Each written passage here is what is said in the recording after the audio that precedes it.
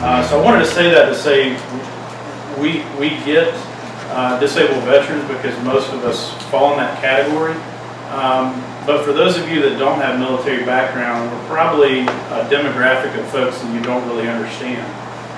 So most of our disabled veterans that we serve look like you and I. Most of the issues are more mental health related. There's shrapnel injuries, there's lower back injuries from carrying a pack for years, there's bad knees, etc. But a lot of those things you can't see.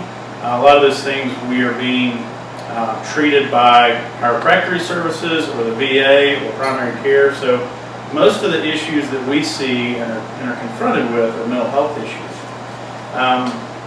So using that as a background, what we do at Upstate Warrior Solutions is we try to find those folks here in the Upstate and really connect them to holistic services. So we're going to sit down with them and do a one-on-one needs assessment, whether they're at Greenville Tech using their GI Bill, whether they're working at GE and they're part of the Veterans Employee Resource Group, or whether they're the guy or the girl next door that's sitting on the couch playing video games as a 28-year-old trying to figure out what they're going to do for the rest of their life. So we sit down with these folks, we do a needs assessment, and then we get them connected to existing community resources. So our mantra is we do not recreate the wheel. So when it comes to housing, for example, we're not going to purchase a former motel down off Augusta Road and renovate it and create transitional housing. We're going to go to a Miracle Hill who does it very well and say, one, do you know how to identify your veterans? And two, once you get them in the door, what are you doing with them? Do you know the VA?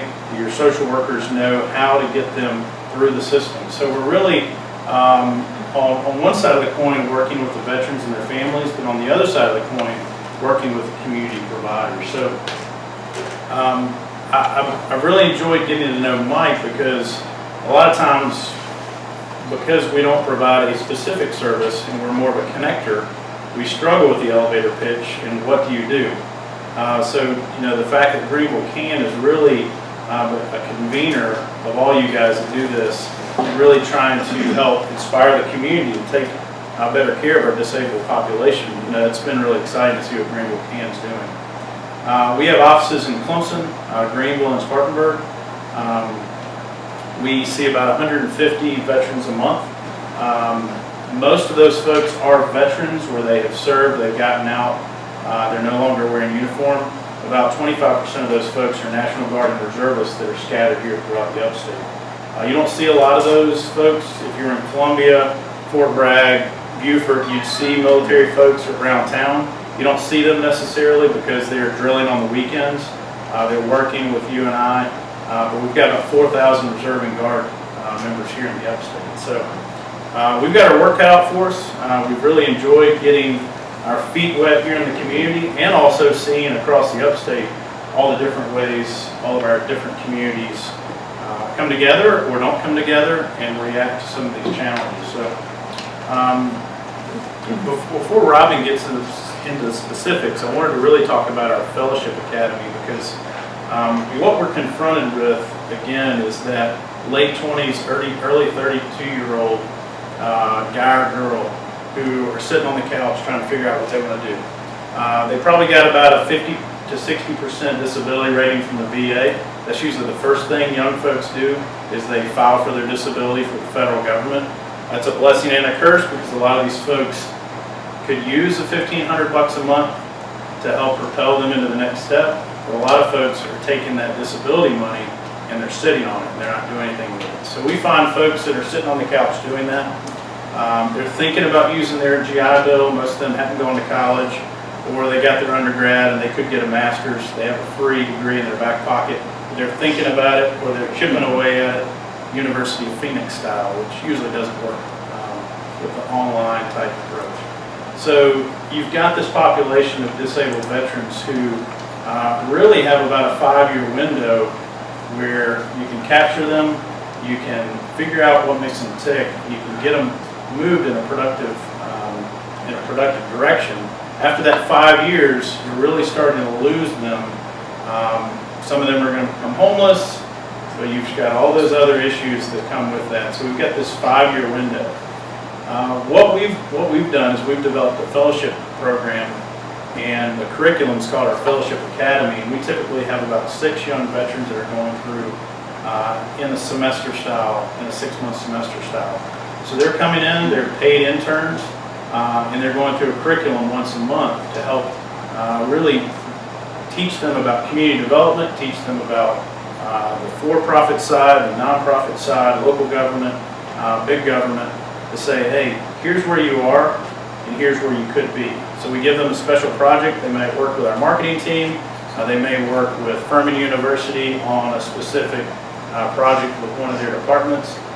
Or they may just do outreach and say, hey, you're the National Guard guy. You need to figure out who's out there, figure out how to get in front of them, and figure out how to get all these resources together. So the fellowship program has been a great, really foundational program for us. One, to get these folks off the couch, but two, to be able to build community leaders. Our first 2 graduates, one has actually stayed on in-house with us, and he's running our homeless veterans program in Spartanburg, the United Way in Spartanburg supporting that.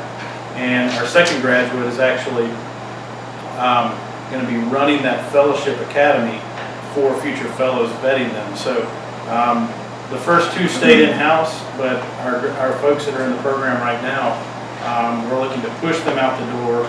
We're looking at getting them into nonprofits here in the area. We're looking at possibly partnering with some the private sector companies to say, what would you do with a 28-year-old combat veteran for 6 months that wants to go into marketing and is a dream of tech? Here you go. Put them to work on us. So that's been a great way for us to kind of inspire these folks and help them think outside the box. Robin, if you wouldn't mind just talking about some of your more specific programs with employment. Robin wears 2 hats for us as our Director of Career Services. One, she's helping our veterans get connected to employment resources. And 2, she's actually serving as our HR Director, keeping all of us veterans that are staff and volunteers in line as well. So, Robin? So as Charlie said, I'm the Director of Career Services, so my job is to work with all of our veterans that come in the door, and we have a very structured model that we work with them need to need, one-on-one, getting to know who they are, what their specific desires and needs are, so we look at them from a holistic perspective. You know, what kind of employment did they do in the military? What kind of jobs do they like? What is their salary requirement? So we have them help them figure out their financials, because a lot of them don't know. As Charlie said, they're getting a disability payment. That's all the money they have coming in. Does that pay their bills?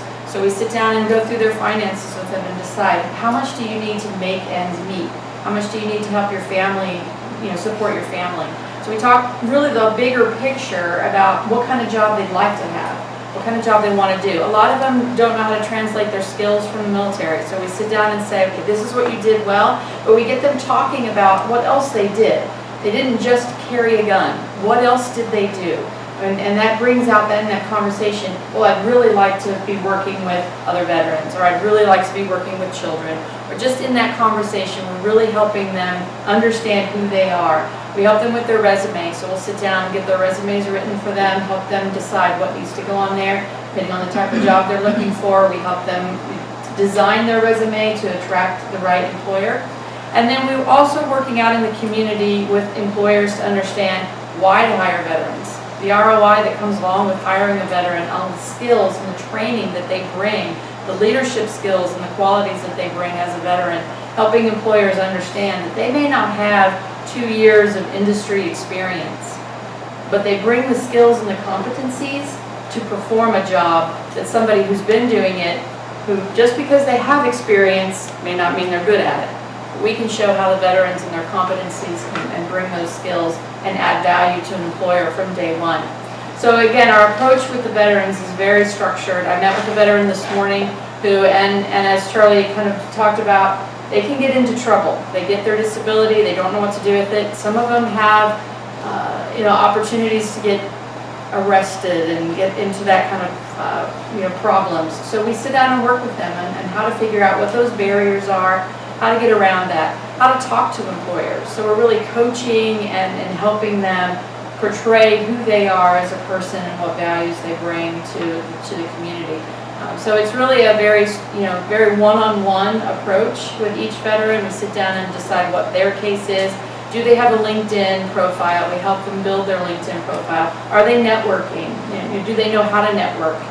So we get them connected to other resources.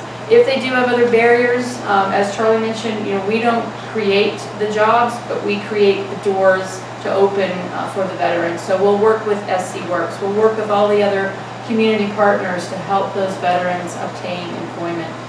So it's a great, it's a blessing, because you can see the light bulb go off, or turn on for these veterans who think, wow, all I did in the military was, infantry.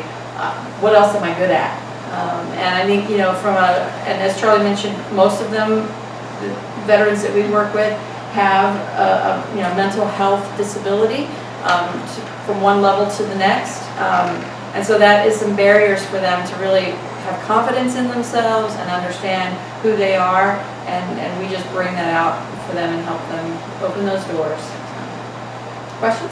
How do you go about finding the people? How do they find you? So a lot of our activity is centered around outreach and being out in the community. We go to the VA clinic, meet veterans there. We're at different events throughout the community.